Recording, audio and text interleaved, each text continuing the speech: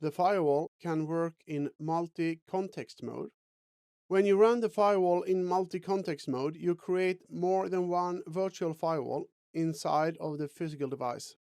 You cannot do that in the smallest firewalls like the 5505, 5506, and also not in the ASA-V, the virtual firewall.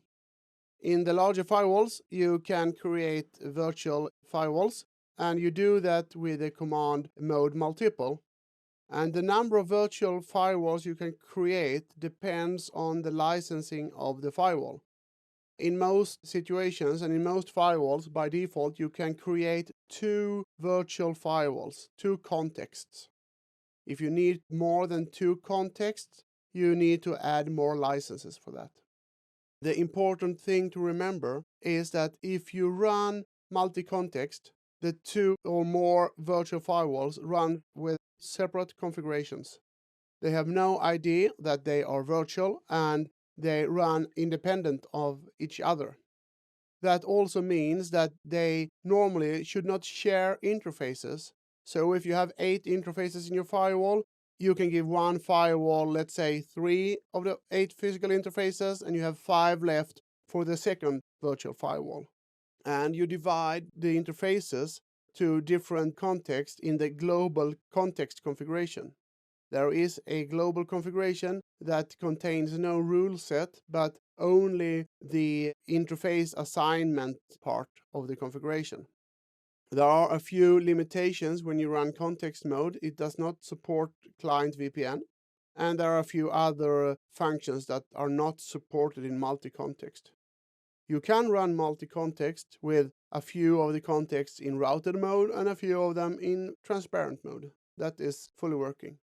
You will see when you configure multi-context mode that you will soon run out of physical interfaces because you have a limited number of physical interfaces and you soon want to create more than 1 or more than 2 contexts.